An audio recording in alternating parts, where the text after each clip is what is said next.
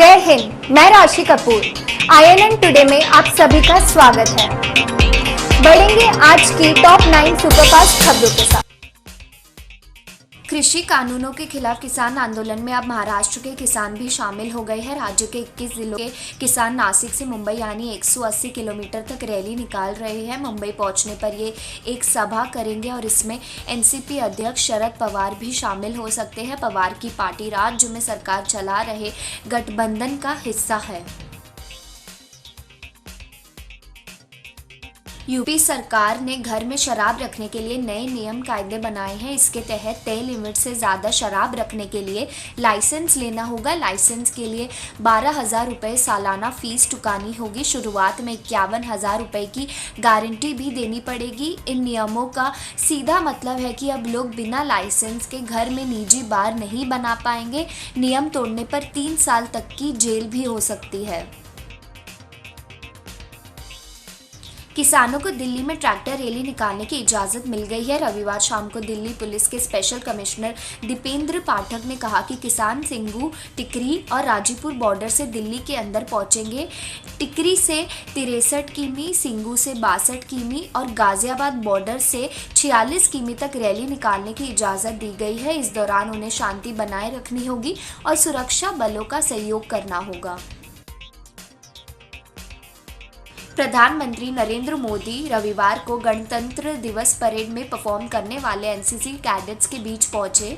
इन्हें संबोधित करते हुए मोदी ने कहा कि एक भारत श्रेष्ठ भारत ही हमारी मंजिल, इसे मजबूत करने के लिए हर संभव प्रयास करने चाहिए। उन्होंने कहा कि हम जो भी देश के लिए अच्छा कर सकते हैं, भारत को मजबूत बनाने के लिए कर सकते हैं, वह हमें करते ही रहना चाहिए। करीबी 2.5 महीने के अंतराल के बाद भारत और चीन की सेनाओं ने रविवार को कोर कमांडर स्तर की 9वें दौर की वार्ता की। इसका उद्देश्य पूर्वी लद्दाख में टकराव वाले सभी स्थानों से सैनिकों को हटाने की प्रक्रिया पर आगे बढ़ाना है, सूत्रों ने यह जानकारी दी।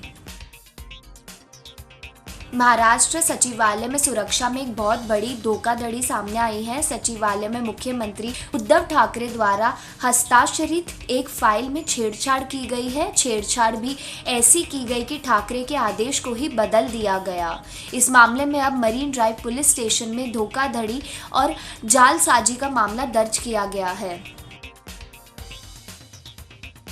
पीएमसी बैंक और HDIL घोटाला मामले में गिरफ्तार वीवा ग्रुप के MD मेहुल ठाकुर और निर्देशक मदन गोपाल चतुर्वेदी को 4 दिन के लिए प्रवर्तन निदेशालय की हिरासत में भेजा गया है। जांच में सामने आया है कि HDIL द्वारा एक बड़ी धनराशि वीवा समूह की कंपनियों और ट्रस्ट के खातों में भेजी गई थी। पीएमसी बैंक घोटाले में गिरफ्तार मुख्य आरोपी प्रवीण राउत और ठाकुर परिवार के बीच मनी ट्रेल के सबूत भी मिले हैं।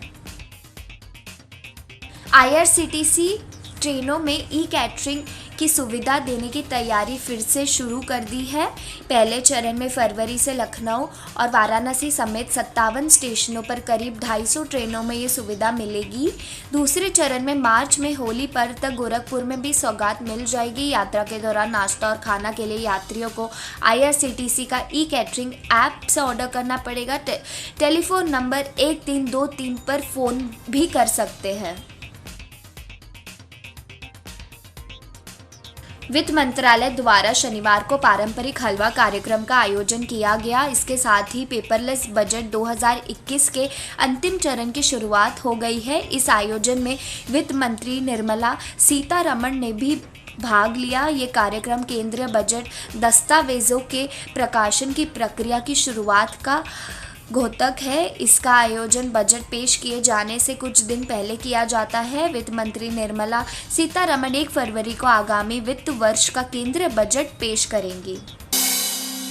खबरों का सिलसिला जारी रहेगा। जय Hind. For more details, please subscribe to our channel and hit the bell icon for latest updates.